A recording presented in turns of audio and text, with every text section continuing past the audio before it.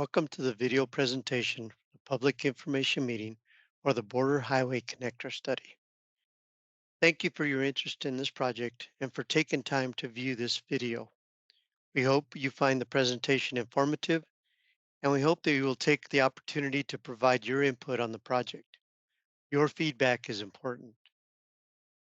This study is being developed by the New Mexico Border Authority in partnership with the New Mexico Department of Transportation. The control number for this study is E100-390. My name is Bert Thomas. I am a vice president at Bohannan Huston. Our firm was hired by the New Mexico Border Authority for planning and engineering professional services on this project. Again, welcome, and now let me begin with the presentation. As I mentioned, this study of the Border Highway Connector is being administered by the New Mexico Border Authority in partnership with the New Mexico Department of Transportation.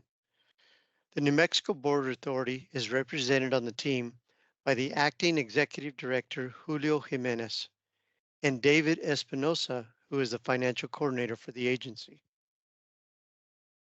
The New Mexico Department of Transportation team members include Mark Salazar, Project Development Engineer, Aaron Chavarria, District Engineer for District 1, Andres Lenin, Technical Support Engineer, Harold Love, Engineering Support Manager, Josh Holguin, Environmental Specialist, and many other technical support staff from the Department of Transportation. The consultant team includes my company, Bohannan Huston, who is the lead consultant with offices in Las Cruces and Albuquerque. SWCA, our environmental specialist on the team. FHU, assisting with railroad coordination and design. IMESA Consulting Group, who's doing the subsurface utility exploration and existing utility mapping. TTI, who is assisting with economic analysis, and Tierra Right-of-Way, who is assisting with the identification of existing property owners and who will be assisting with the right-of-way appraisals and acquisition. This presentation will touch on the following items: a study overview and a discussion of the purpose and need, summary of the previous public outreach activities, as well as some of the upcoming opportunities for public input, a summary of the finding and conclusions from the Phase A report that was completed last year, review of the alignment alternatives that were developed for this new corridor, and the analysis conducted for this Phase B study, findings from the evaluation and recommendations from the study team, and finally, the next steps and the project schedule.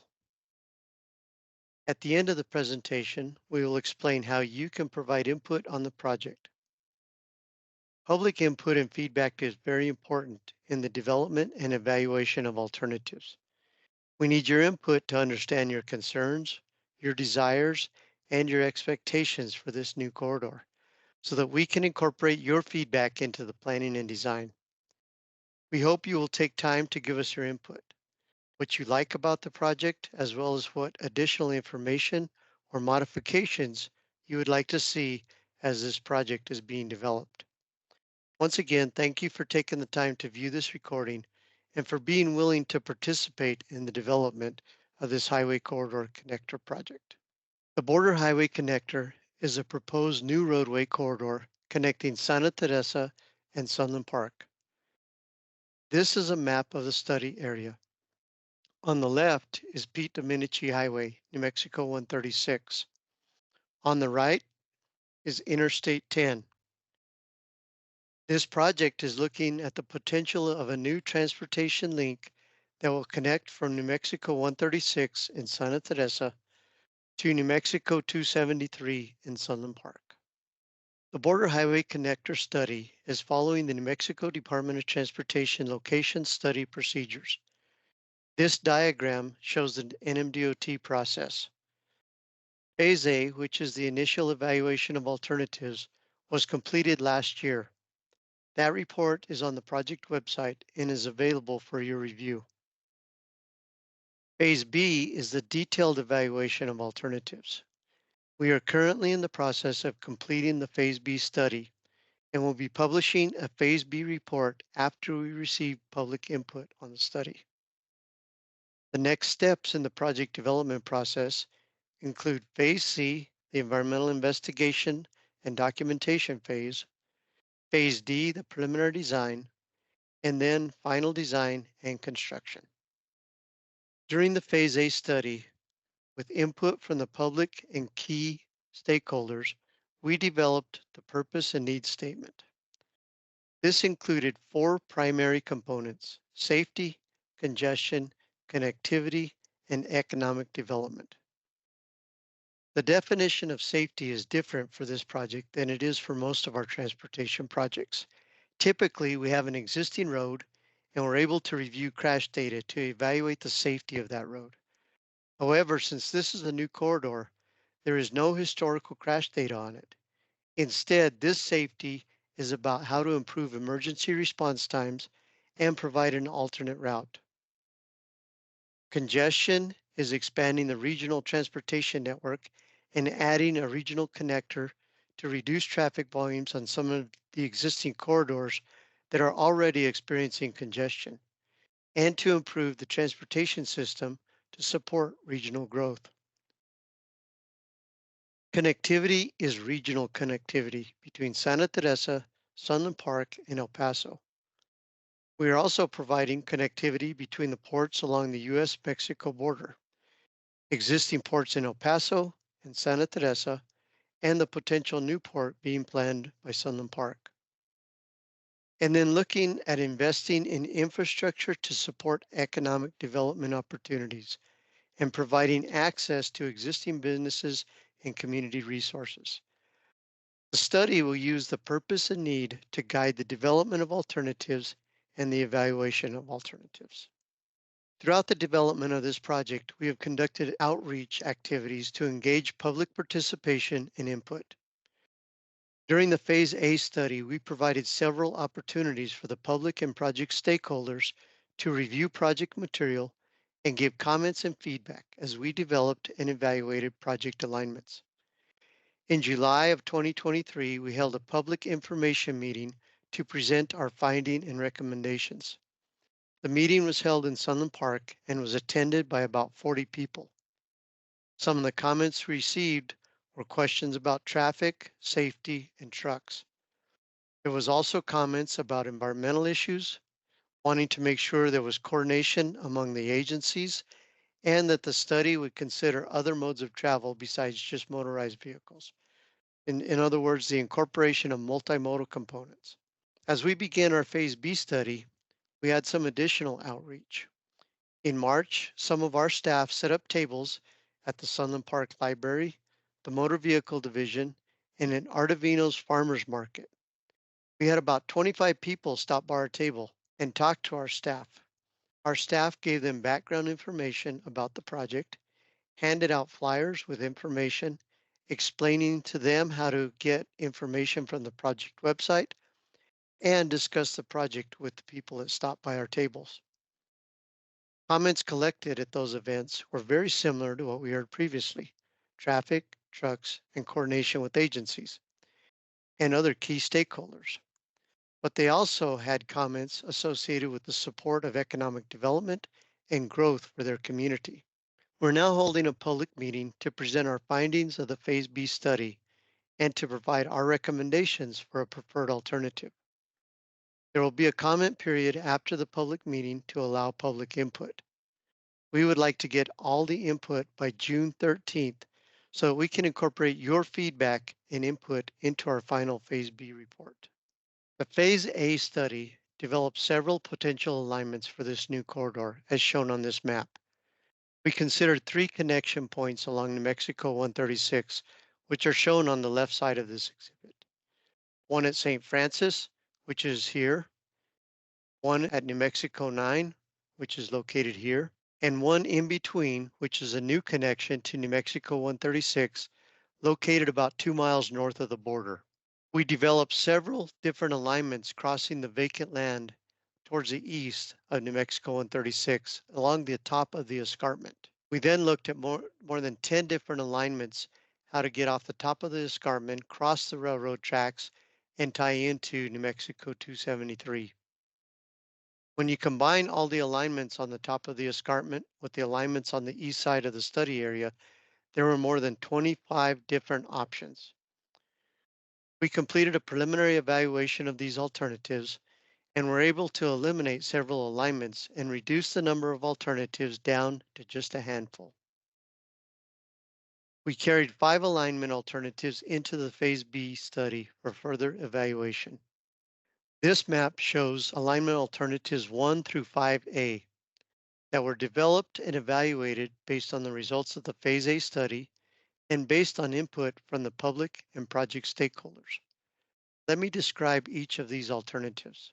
Alternative 1 connects to existing St. Francis Avenue and New Mexico 136 intersection, approximately 1 mile north of the U.S.-Mexico border.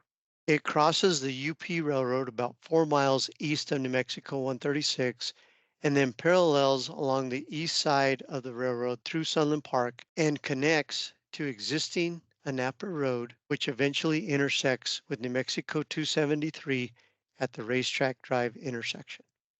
Alternative 2 also connects at the existing St. Francis, New Mexico 136 intersection.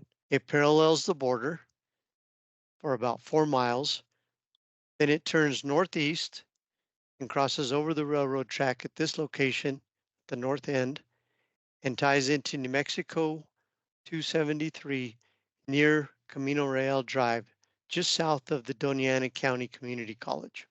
Alternative 3 connects at a new intersection on New Mexico 136, approximately 2 miles north of the Santa Teresa port of entry. It parallels an existing utility corridor and crosses the UP Railroad at approximately the same location as Alternative 1. After crossing the railroad track, it parallels the east side of the UP Railroad track through Sunland Park and connects to existing Anapa Road, which eventually intersects with New Mexico 273 at Racetrack Drive. Alignment 4 has the same connection point as Alignment 3 at New Mexico 136. It also continues along and parallels the existing utility corridor, but then it turns northeast and crosses the active UP Railroad at approximately the same location as I described in Alternative 2. It then connects to New Mexico 273 near the Doña Ana Community College. Alternative 5 connects at New Mexico 136 at the existing New Mexico 9 intersection, which is also known as County Road A003. It will extend the New Mexico 9 across New Mexico 136 to the east, following the abandoned Union Pacific Railroad right-of-way, coming down and crossing the existing UP Railroad track at approximately the same location that was described in Alternative 4, and then it'll intersect at the same location as the other alternatives to New Mexico 273 near the Camino Real Drive, just south of the Doña Ana County Community College. This alignment was developed based on input that was received after Phase A and during the Phase B study process. There was some issues with the connection at New Mexico 9 because of the abandoned railroad right-of-way that would need to be encountered. And so we also developed variation of this alternative, which we called Alternative 5A. This again continues New Mexico 9 across New Mexico 136, but after crossing New Mexico 136, it will turn and head south and southeast, tying into the same alignment that was identified for Alignment 3. Now let me talk about the analysis that we did for these different alternatives. We started by identifying the different evaluation criteria that we were going to use to score and rate each of these alternatives. We will look at whether it needs purpose and need. We will look at engineering criteria related to traffic operations, constructability, utilities, right-of-way. We'll look at different environmental criteria. We'll look at economic criteria. We'll look at social criteria, including community impacts, alternative routes for regional connectivity, and then we'll look at cost. These are some of the major components. Let me talk about each one of those in more detail. So in order to complete our evaluation, we started with the evaluation criteria shown on the left side of this. We identified each of the alternatives that I described previously along the top. And then we use this matrix to rank each of the criteria factors, with the green showing the highest rating, yellow being a moderate rating, and red being a low rating. Again, these are the 5 different alternatives, or actually 6 different alternatives if you include 5A for the rankings that were done for this corridor study. Let's start with purpose and need. For the most part, all of these alternatives can meet purpose and need and can provide benefit to the community and the regional transportation network. That is important to note because even though we don't have enough money to build all of these alternatives now, I'm going to recommend that all of these corridors continue to be discussed as part of the long range planning for the region. Alternative 5 was rated yellow because it will not support economic development opportunities, as well as the other corridors that were ranked with the green dots. The no build received a poor rating because it will not provide alternative routes for safety and emergency response times. It will not help to relieve congested areas in the regional transportation network. It will not enhance regional connectivity, and it will not support economic development initiatives. For that reason, the no build received a low rating. The next category of factors that we have in our matrix are the engineering criteria. Let me start with the regional traffic operations. We utilized travel demand model from the El Paso MPO to understand how a new corridor might impact traffic patterns on the transportation network. The one takeaway that I want to point out is that this new corridor does not change the amount of traffic that wants to travel through this area. It really just redistributes the traffic and provides an alternate route for traffic to be able to get to their destinations.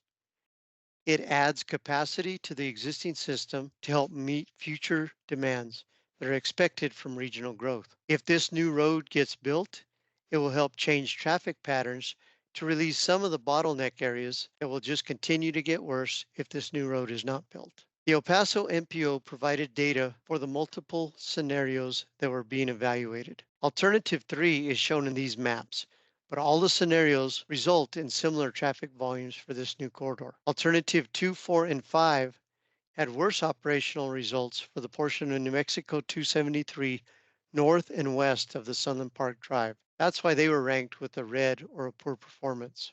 Alternative 1, 3, and 5A connect to an existing facility, the Anapa Road, and brings traffic using the new corridor onto New Mexico 273 at the Racetrack Drive intersection. This puts traffic on the existing facility where there is adequate capacity to handle the traffic volumes, and that is why they are rated with a green dot. The no build does nothing to help with the redistribution of traffic and was ranked with a red dot. These are maps from the El Paso travel demand model. The map on the left is the 2050 traffic volume projections in the no build situation. In other words, if our corridor doesn't get built, this is what the traffic volumes will be projected to be by the year 2050. The map on the right is the build scenario for the year 2050. So it shows with the new corridor. This new corridor will attract approximately 2,000 vehicles. Again, this is traffic that is going to be on the roads in the network already. So it's not really adding traffic to the network. It is redistributing the traffic with a portion of it now using this new road instead of some of the other existing roads. This is most evident on New Mexico 273, west and north of Anapa Drive and Racetrack Drive. So this area here, the traffic volumes are 2,000 vehicles per day less than they are if the new road was not built. However, the traffic volumes east of Racetrack Drive, in this area right here, are approximately the same between the build and the no build scenarios. Looking at a few other key transportation networks, the volume on Country Club Drive, which is shown here on this map and here on this map, go down slightly with the implementation of a new roadway corridor. And traffic volumes on Doniphan, which is located along here on this map and here on this map, remain about the same. What does that mean for traffic operations? Well, this next set of maps compares no build volume to capacity ratios and the build alternative volume to capacity ratios. For those of you not familiar with the term volume to capacity ratios, it is basically one way to measure operational characteristics of the road and rate the performance. The volume capacity ratio, or VC ratio, is the degree of saturation on a road. Roads that are green indicate that they have sufficient capacity. In other words, there is minimal congestion and stable operations for most of the time. Yellow is moderate congestion. That means some stop and go conditions, but for the most part, it's tolerable and you feel okay driving it. Red means the volumes are high enough on that portion of the road such that drivers will experience more congestion, especially in the peak hour. There is a higher density of traffic and your ability to maintain constant speeds and ability to maneuver is reduced. What I want to point out is that if you look at the no build projections, the map on the left, compared to the build scenario, the map on the right, there's really no notable change in the VC ratios for the network. Links like Country Club Drive are showing congestion, but it's similar with yellow and red in the no build situation as it is in the build scenario. Another location is the bridge, the Cushing Bridge across the Rio Grande that ties into 375 and eventually gets to Interstate 10. On both maps, the existing no build condition and the proposed build alternative, that area is still red. Moving on to the next criteria, constructability. This looks at road grades, especially as it comes down off the escarpment. The difference in height between the top of the escarpment and New Mexico 273 is 60 foot to 90 foot. In other words, the top of the escarpment is 60 to 90 foot higher than the elevation of the existing New Mexico 273 roadway. That creates an engineering challenge for all of these alignments. Alternative 1 and Alternative 3, because of their alignment, have a longer distance to tie back down to the existing ground, and therefore they have better slopes or better roadway grades than Alternatives 2, 4, and 5. We also look at drainage. The steep roadway slopes that I discussed could require more erosion control from stormwater runoff. Another reason 2, 4, and 5 rank lower than alignments 1 and 3. There is also better ability to capture stormwater runoff into a stormwater management system with Alternative 1 and Alternative 3 than with the other alternatives. For these reasons, that's why we ranked Alternative 1 and Alternative 3 better than the other alternatives in this matrix. 5A is ranked red because of construction challenges associated with the crossing of the UP Railroad near New Mexico 136. Based on the current design guidelines for the UP Railroad, any new alignment crossing the UP Railroad in this area will require a grade separated facility. As we looked at our rankings for the UP Railroad crossing, our design concepts included a bridge crossing of the new road that will be elevated over the existing operating tracks. The UP will also require a bridge structure over any right-of-way that they own, whether or not there is a track in it. Because of that, alternatives 2, 4, 5, and 5A ranked red due to the need for a longer bridge structure to span the UP right-of-way or multiple bridge crossings because of the alignments. 1 and 3 ranked yellow because even though it will be challenging, the bridge structure could be shorter and could be done with a single multi-span structure. Our team has met several times with Union Pacific and will continue to coordinate with them as the planning and design of this project is being completed. Utilities. We've done research into the existing utilities in the area and have been coordinating with some of the utility owners regarding their existing facilities.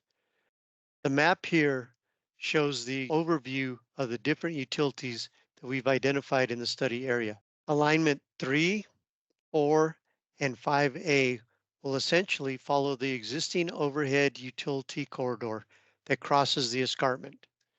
This is an area that has already been disturbed by the utility line construction that previously happened. So that has some advantages for the design of our roadway. However, that also means we could have some potential impacts to those existing utilities. That's why these alignments are ranked with the yellow dots. Alternative 5 follows the old abandoned railroad right-of-way, so it will not encounter any utility conflicts until it gets near New Mexico 273. For that reason, it was ranked green. And then of course the no build is ranked green because it won't have any utility impacts associated with it. The ranking for right-of-way is based on the quantity of right-of-way acquisition that will be needed from both the acreage calculation and the number of property owners that will be impacted. We also tried to take into consideration the type of landowner that would be impacted by these new corridors. 1, 3, and 5A are yellow because they will be dealing primarily with large vacant properties. 2, 4, and 5 are red because there are more parcels that will need to be acquired in and around the New Mexico 273 area and more coordination with UP Railroad as we attempt to cross their right-of-way at this location. All of the alternatives rank the same for environmental factors. The green dots on environmental conformity compliance means that we are confident that any of these alignments will meet the El Paso air quality conformity requirements. The other criteria are ranked yellow because although we have not identified any fatal flaws, all of these alignments may have some potential impacts on the environmental resources and may require some type of mitigation. This is typical of any new corridor, and all of these will be further evaluated in detail during the next phase of the project study process. The next phase, which I described earlier, is Phase C, the Environmental Investigation and Documentation phase. We will conduct all the analysis that is needed to comply with the National Environmental Policy Act, also known as NEPA. Field surveys for biological and cultural resources will begin soon. Up until now, we have focused on record research and desktop review for our Phase B analysis. The upcoming environmental evaluations will review all potential impacts, establish mitigation measures if necessary, and complete the required environmental documentation. Most of the New Mexico transportation projects are using categorical exclusion for the documentation, but our team is expecting the level of effort to be an environmental assessment document. The final determination of the level of effort will be made once we move into the environmental phase. The economic criteria has two factors. One, does the project support economic development opportunities? And two, does the project align with future land use plans? For public agencies to support economic development means that they need to have a plan for getting infrastructure in place ahead of the development happening. That is the reason that an investment in a new roadway corridor, no matter which alignment we go with, will go a long way towards supporting the economic development initiatives for the area. For our rankings, we reviewed projected growth patterns for population and employment to see where potential growth could occur and use that information to determine which alignment could best support the growth. No build ranked red just because it doesn't make any improvements to the transportation network. 1 and 2 ranked yellow because their connection to New Mexico 136 at St. Francis is too far south and limits the ability to support growth in the region.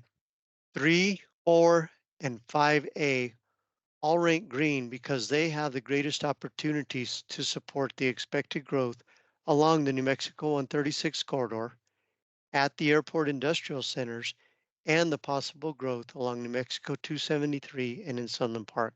Alternative 5 is red because although it has some benefits, but because it parallels the UP Abandoned Railroad right-of-way, it limits the ability for adjacent properties to connect to the new road. The series of maps across the top show population densities for the area. The map on the left is for the year 2030, the middle is 2040, and the map on the right is for the year 2050. The maps across the bottom are employment, showing the density and growth patterns for the same years, 2030, 2040, and 2050. The next evaluation factor is future land use plans and whether this new road fits into the short-term and long-term planning that is ongoing for the area. With that, we collected the plans that were available, including those shown here: the Alta Mesa Estate Site Development Plan, the City of Sunland Park Comprehensive Plan, the Santa Teresa Port of Entry Expansion Study and Conceptual Layout, the Verde Master Plan, which is the plan that was adopted by Doña Ana County for the Santa Teresa area, along with several other planning documents that have been developed. We also are coordinating with other ongoing planning efforts that are in the development process for Sunland Park, Santa Teresa, and the border master planning on both the Mexican and the U.S. side of the border. And looking at the rankings for future land use, Alternative 3 and 5A rose to the top because they support and fit in better with all of the plans. Therefore, those got the green dots on the matrix. Alternative 4 and 5 don't really conflict with any of the area plans, and although they support some of the planning initiatives, they don't support all of them. 1 and 2 are red because they are in direct conflict with the San Teresa Port of Entry expansion plans. The evaluation also takes into consideration social criteria. How do these alternatives rank towards supporting community objectives, and which ones have more or less impact on the built environment? The scoring is primarily based on the effects they might have on the existing residential areas. They all ranked yellow because they have similar level of potential impacts. The northern connection to New Mexico 273 will impact existing residential communities in Sunland Park area. This is shown with the exhibit here. The southern connection to Anapa Road will affect existing development in that area. Since the southern alignment connects to existing Anapa Road, one of the mitigation opportunities might be to include repaving of Anapa Road in the area from where we connect up to New Mexico 273. This roadway is currently in poor condition. By repaving this area, this could result in benefits to community members along Anapa Road. The southern alignment also supports some of the community enhancements that are being planned by the city of Sunland Park. The alternative routes for connectivity takes into consideration daily traffic users, but the critical component in this opportunity is to enhance emergency service response times. 3, 4, 5, and 5A are green due to having better connection with New Mexico 136 at a location that could eventually become an interchange or a grade separated interchange facility. Alternative 1 and 2 are red because they connect at New Mexico 136 at St. Francis Drive, which is an at-grade intersection within the Port of Entry expansion limits, and therefore will not have as good of benefit to the connectivity on New Mexico 136. As I mentioned previously, we've had several opportunities to gather input from the public and from key project stakeholders. Based on some of the feedback, there seems to be general support for a new regional connector to support businesses and growth opportunities. Some of the concerns we heard are centered around the potential for increased truck traffic in Sunland Park. The Border Highway Connector will not be designated as a truck route, but because it will be a state route, the NMDOT cannot restrict trucks from using it. Just like any other arterial road, there will be some truck traffic that decide to use this new road to get to their destinations. Some of the destinations for the truck traffic may be within Sunland Park area or locations within El Paso, and they may choose this route instead of getting onto New Mexico 136 or Interstate 10. However, the trucks that are wanting to use I-10 to travel cross-country or long distances will likely choose a better route than this road to get to their final destination. Typically in an urban setting, arterial roads like New Mexico 273 or Donovan Drive or the North Mesa Street in El Paso will see anywhere from 10% to 15% truck traffic, or sometimes as much as 20% or 30%. It is very likely that this new corridor will have similar amount of truck traffic percentages as the other arterial roads in the region. Neither the Border Highway Connector nor New Mexico 273 are designated truck routes, but based on state legislation, trucks cannot be prohibited from using a state road for the movement of goods, and that includes the shipment of hazardous materials, as long as the hazardous materials meet the legal requirements. WIP routes are the only ones that are restricted to designated routes, but material headed to the WIP site are usually much more hazardous than normal shipments.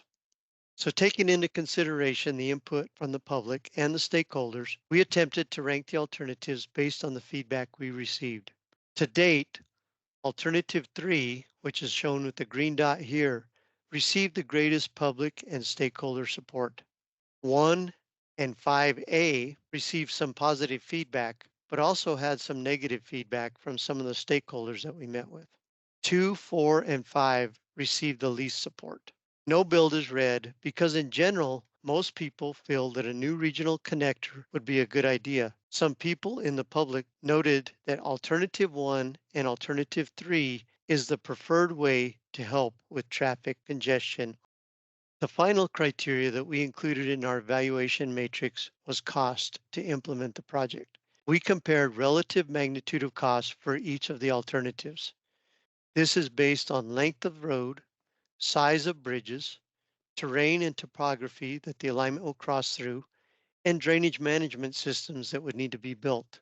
1 through 4 were all very similar in cost and ranked yellow. 5 and 5A will be more costly, so they were ranked with red dots. In the end, we compiled all the scoring into a single matrix with the results. The green dots representing the highest rating, yellow dots representing a moderate rating, and red dots being a low rating.